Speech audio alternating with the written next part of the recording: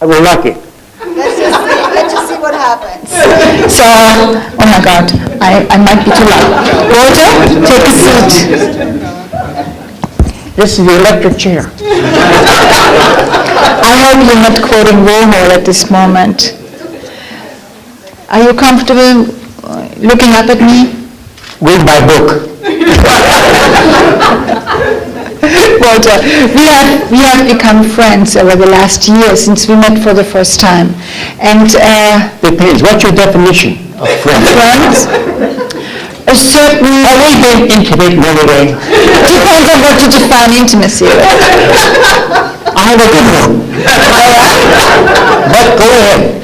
You know, I can't help it, but I have to ask you a question that I already was toying with. I was toying with this question all afternoon, and I have to ask you that question because What's the question? you collected some things.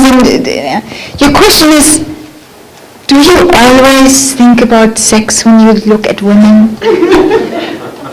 Not always. There are moments when I need a stimulant. But, to compose myself, catch my breath. I learned some of those, okay, now we're going You want to be serious, don't you? now we're going to get serious. Well, that's what Walter collected over 600 pieces of art. 667. And Not that you're wrong. you collected them, so you know this better than I do. And there was this wonderful mixture of some wonderful art and art that was just as wonderful, but it was just Walter's eye and Walter's connection to something that was intrinsically his own. And I think that has something to do with being a collector. Well, You're not an institution. You're not a I really don't know. The only elements or things that influenced me was one, ignorance, and greed. I was very greedy and very ignorant. If I knew then what I know now, I don't think I'd have 6 pictures of works in this collection. But believe me, and I'm being sincere about this, what you don't know, you dive into the unknown, and you come up either a total loss, or you hold the laurel wreath of victory, and that stimulates you. You keep going. I only collect these things one at a time. I have no big picture of it. And that's when the greed took over, and I say, wow, this isn't so hard, I think that is so true when you are collecting or when you're looking at contemporary art. And truly contemporary art. You have your peers. At the time that you collected, we had the abstract expressionists, we had the people like Motherwell, and then his crowd. And so some of these people you knew, some other people you did not know, but they made art that excited you.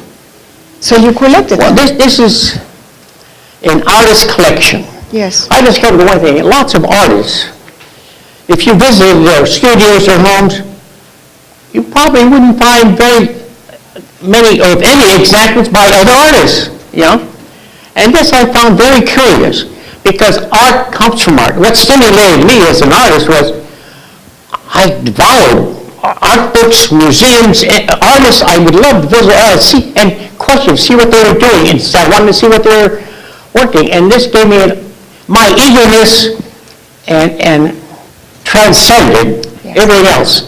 Lots of artists, I knew a lot about entree. I was exhibiting at that time at the Bertha Schaefer Gallery, and I had a bit of a reputation, so that was an entree. The other artists accepted me, unknown to them that I was going to have my hands in their pockets, wallets, And they all wanted to sell. There wasn't then what we have today. Today you have so many people who paint. They call themselves dabblers. And yet they have a little show at some coffee shop and I say, how's it going? Nobody's buying. Well, in my time, in New York, in the 50s, 60s, and 70s, these artists who today you can't buy for $1 million. You could have gotten for 150. They were not paying for money, you know. It was an emotional commitment they had. And to make them happy, I invented a system of payment called an honorarium. And it was not a purchase price. And I promised them, I never went over $100. Most of the honorariums are around $25. It's shameful, I'm embarrassed. And then I didn't have the money. I would go with the painting that or the picture they gave me. There was no painting, there was drawing.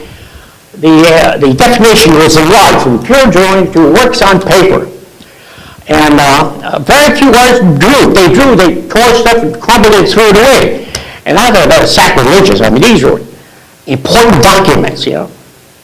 And so I would go to different people, anybody. I went to fraternities, sororities, and I bring in a work. I said, this could be a gift from this fraternity. Get some money together. Make a donation. They would. I'd get $2,500. $2,500. I never saw that kind of money in the 10 years that I was director of this collection. And I deposited that money with the bursar's office, and then and I gave them the name and address of the artist. They sent them a check for $25, and they were very happy. They were happy to get this. The artists were, you know. And this is how the collection was born, you know. So is this a recipe to be copied? What's that? Is that a recipe that we should copy?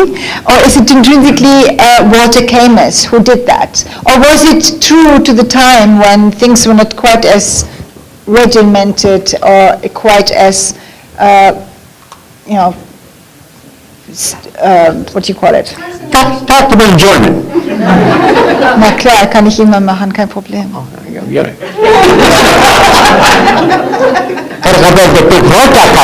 klar. Don't ask me what that means. Ja, sicher. I don't know. Ich auch. But anyway, any questions from the audience?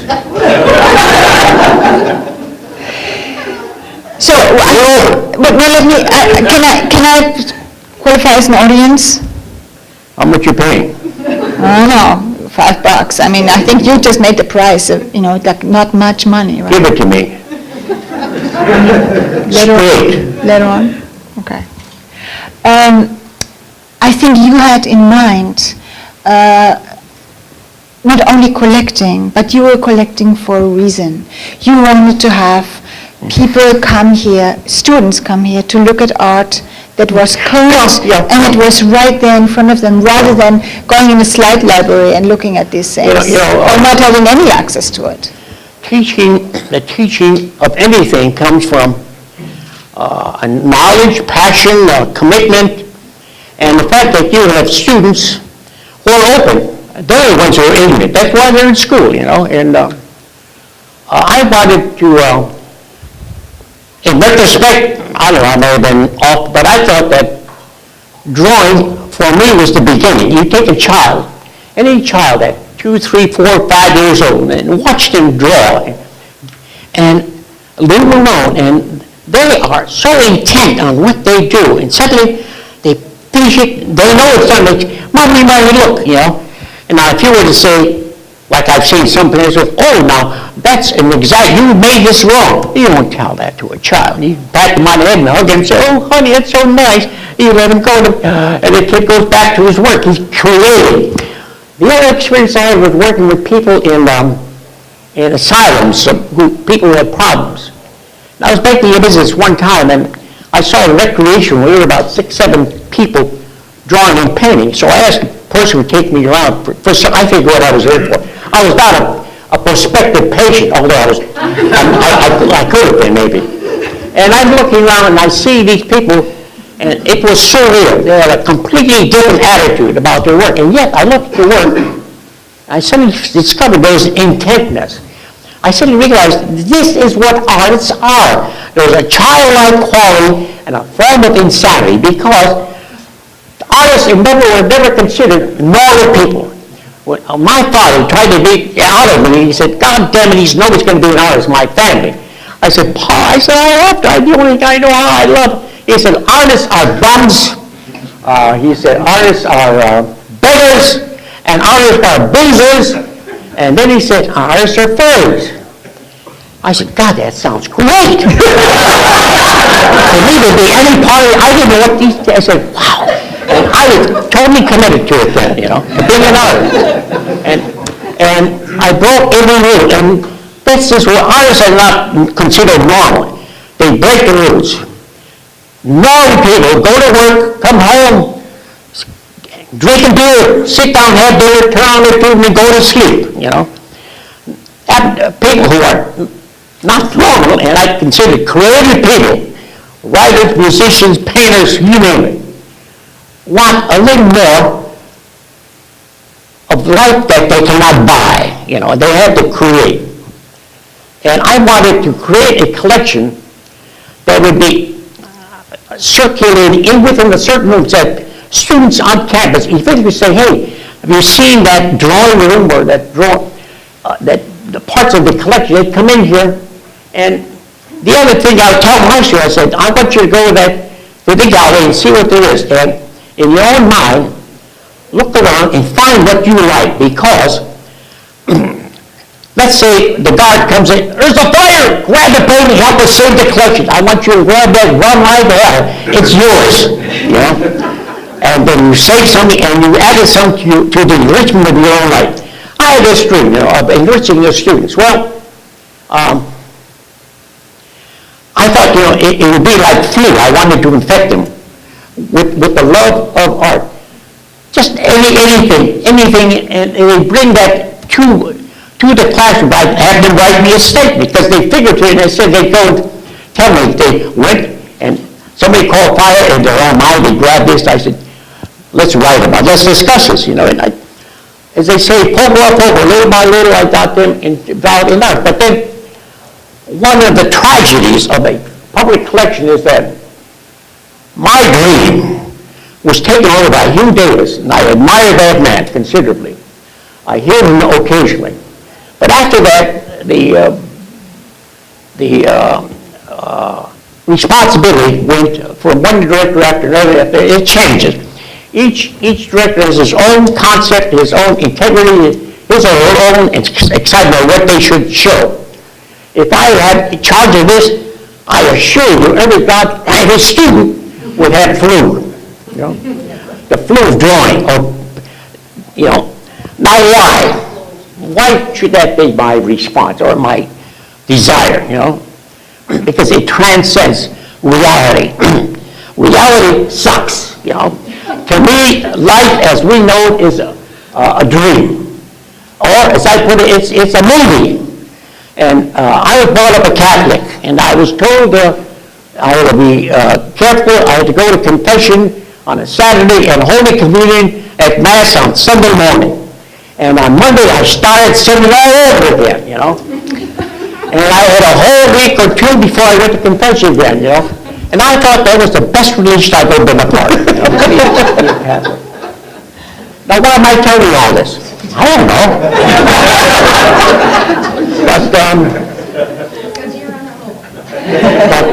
No, you were talking about infecting students, and every director has their own. Art gives people wings. Yeah. Art, whether it's dancing, playing the violin. Have you ever seen a young person playing the violin, such emotionally pleasing?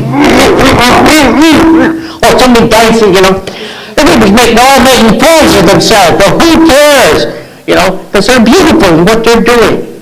It's the unknown. Every step that they take, that girl is dancing. And the Bible said there's nothing new under the sun that hasn't been seen or done before. But if everybody believed that, we'd stop inhaling and exhaling. So what's the use? Why should I get up in the morning, Right. So drawing for the longest time was considered a preparatory exercise for a product. If you really want a scholastic approach from me, Yes. You're not going to get it. I'm not an academic. Okay. But we are very happy now to have some wonderful drawings. One of them is, I think, one of your earliest collected works, that is a Robert De Niro, that is hanging around in that corner over there. Oh, this is somebody else. It's a nice line drawing by Robert De Niro. Well, there you go. Steal it. When they say fire, you take it and run right out with it. Yes, No. I will. Okay. I will. Tell me a story about this one here, Larry Rivers. The story about that, when I was sitting at McDC, waiting for that artist we were going to meet, and I was going to try and talk him out of something, you know. And I was sitting at the bar.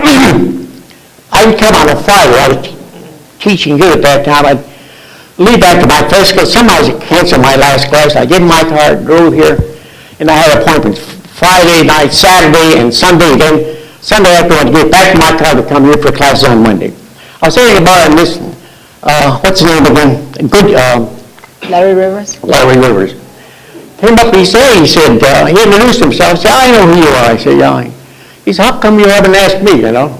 I said, we can't afford you. I said, you're a big shot. I said, and I can't touch you. I said, I like to talk to human beings who are reasonable. I said, I don't think you're a reasonable guy. He said, what the hell do you mean? I mean, and we talked back. I said, well, shut up and have a drink. So we did. We sat there and we talked, and I finally broke him down.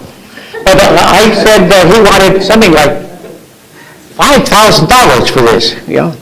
I said, well, if I would do an act, a one-man comedic act, I said, that might happen if nobody took me seriously, including the bursar, whoever had the money.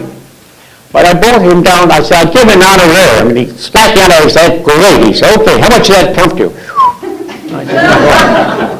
I said, I'm going to go to the limit for you. He said, wait. He said, good, you recognize me. And I said, oh. And so I mentioned $100. After he said, I was a son of a bitch. I said, okay. I said, but is that a deal? You know? And he walked back and forth fuming and stuff. He said, okay. He said, okay, fine. He said, it's yours. And then had to go find $100 because we didn't have $100. The university didn't have any money for this, you know. And I finally got money enough to send him about a month later to send him that, but I got that from him, and that's the way I operated. I didn't use a gun. I thought of it, but I didn't. Further out west, you may have used a gun. Are you disappointed in my answers? Not at all. I'm disappointed that you're not disappointed. Not at all. No, I'm very fine. During that time, there was an economic upswing at UMass and in the States. There was money available. But even though, you know, for collecting like you, there was never money. And there's still, today, there's no money.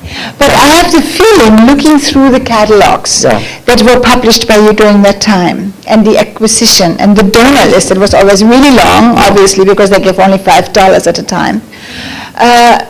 You seem to have had a lot of support from Liederle, who was From who? Liederle, the president, the chancellor at the time. Thank you for the pronunciation. Liederle. No, wait. Literally called me in one of my final years, I think my 9th year. He said, listen, I understand that you're doing something that the university hasn't approved the thought of. I said, what's that? He said, you're collecting, working, and working on your own. You don't have a committee. I said, that's right. He said, well, you can't do that. He said, we all work with committees. Well, I said, well, if you insist, we'll have a committee. But I said, I'm on many committees in the department. I said, nothing ever gets done because we can't decide. But he was firm about it, and I formed a committee, and we did not collect one single thing for the next year. Because the committee was composed of an undergraduate, a graduate, people from other departments, people from the art department, somebody from Black Studies department. There were 6, 7, 8 people in that committee. We'd sit there, and they would grovel, that's the word, growl, at each other. They'd bring up their cousins who worked there, so this should be in the collection. Somebody had a friend, he'd bring his work. And nothing happened. So how did you break through this? What? How did you break through this? I resigned. I literally resigned. I said, this is it. Walter, I'm learning so much from you right now. But then you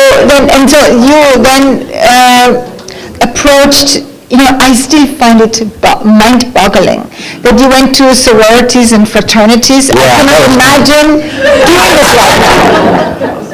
I like the sorority. What did you do? Yeah, I'm sure.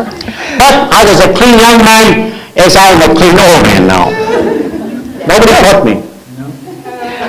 So, and they were willing to do this, and they were just happy to say, okay, we are going to do a little collection, and then we're going to give you money? How did this go? Oh, wait, no, I had an angle. I would bring in work, and I'd say, you could hang this in the main room of their dining room or their living room or something, you know. And I said, and it could be on loan, and this could be a gift from you if you got enough money that we could send to the artists, you know. If they send me $50, I still send 25, and kept the 25 in reserve, you know. And The next one. And most of them bought, just about everybody bought that, because they love to have that painting, and they would form, well, it's a part of the collection, part of the university. Certainly. And after a while, we'd take it back, and where's the rotary? We had kind of a rental. I thought a rental gallery would be a money-making situation. Well, it needed people. I had nobody helping me. When I acquired the work, I cut the mats, I framed the work, I cataloged it. I bought a handbook with my own money called University Methods. And that told me exactly how to process an acquisition to a museum collection and stuff. And in Clark Hall, on the second floor, I had a room.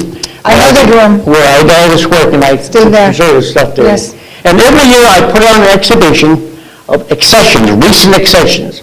And I put on the catalog, you know, that listed every donor, whether you gave $1 or every gallery, everybody. That was something that people liked. I tell them they'd be listed in the catalog. They went out, I lied, every alumni, but all over the United States, I said, you know, and I said, get your name around too, you know, and they bought it, you know. I don't think I, you know, exaggerated. I don't think so either. No. I lied, but I didn't exaggerate. You know. Well, is this show over about now? I am not too sure. I would love to hand this microphone here to some people who would like to ask a question to you. Okay. Because I don't want to be the only one Make out here. sure the guns are blank. Sure. I will. You and me. Yeah. Okay. Anybody has a question for Walter? I'm sure there are some old friends of his around and some not so old friends around, or people who have never met Walter. I don't have any friends here. Walter. They're all dead. Walter, I thought we were friends. I thought we were friends. Don't call your husband. Anybody have any questions? I would like to keep that, pass this microphone around. Anybody want to say something or have a question? Walter, what 6 pieces that are here would you have collected? Where's this coming from? Over here. What pieces that are here would you have collected if you were collecting now? You said you'd only collect 6 pieces. Would I really collect for what? For my own purpose? No, for the collection. You had said if you knew now what you had known, you would only have collected about 6 of these pieces. I don't understand the question. He collected them all. Right. I collected all of it because I tried to use a Catholic approach. By this I mean, I tried anything. I respected the individual artist and what his point of view. I used my own approach as to what quality was, what an artist sought and accomplished in that work. But it wasn't, very little of this work was the way I painted. I don't know if this is answering your question, but I would see, for instance, I'd go to a one-man exhibition with that, I'd see all the work. And I'd say, wow, you know, we have to have his work represented in the collection because it was different from everybody else's, but still had an element of quality by my standards. Does that answer your question? Because I hate to admit this, I'm a little deaf, so forgive me. And I'm a little blind. She had to put up her hand. I don't see that. It's Celeste Stapleton. You can hear me, right? Walter, So you used to play the game with us in school of if we were in the museum and it was on fire, you had one painting Yeah, to grab. Yeah. Which is the one? that I would grab? Right now. Oh. I have a confession, but I haven't had a chance to see it. And for me, it's like revisiting countries and places I've been when I was 30, 25, 30 years old. And I've been to Europe 5 times. And if I went back to any of these places that I fell in love with at one time, it's a different world. And the world here, this is in an environment that I don't recognize. I saw this was in a bar, Max's Kansas City. I remember that vividly, And he was bringing it to the gallery. And I said, geez, well, I won't tell you what I said. But I don't know. You wonder which would I take in the case of a fire? Is that the thing? I would run like hell without anything. Let's be realistic. You talk to students who are, so they get hurt. Save the work. Sure. Walter, I'm curious, during this period that you were getting paintings, were there women painters that you also tried to solicit their paintings? If a dog painted, I would accept him. I had no discrimination. None at all. None at all. Never. No, I never thought about it. No. I'm sure there are works by women in his collection. No, I never, that was never, no.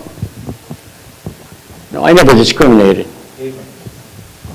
Walter, did anyone refuse you? Were you unable to ever get a painting from a particular person, a drawing from a particular person that you worked with? Yes, there were people who were tough, who resisted. But the secret was, the Chinese method of torture? A drop at a time, drop, drop. I would give up. I was relentless. I would keep going back. I said, I know what pain in the ass, but I said, I just want you to know how I feel about that work. I said, if you haven't sold it, so it's not a total loss. In fact, it's going to help you in your career. It should be in this collection, because without your work in this collection, your career is going to go down the chute, And I eventually I talked to him. He said, okay. He said, fine, all right. But he said, I don't want to see you anymore. That's the way it worked. Yeah, persistence.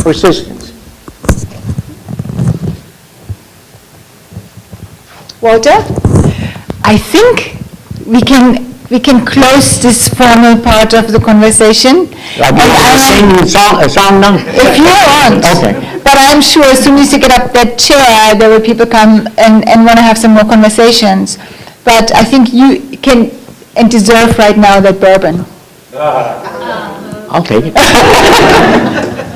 Well, you're making me out to be a boozer. I'm not. No, I'm not saying. I just drink a little bourbon. It's for medicinal purposes.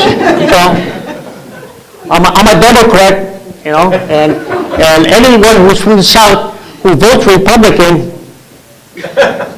I don't. And my friend Ben Barnhart is somewhere, he's from the South, but I've convinced him every now and then he has a bourbon with me.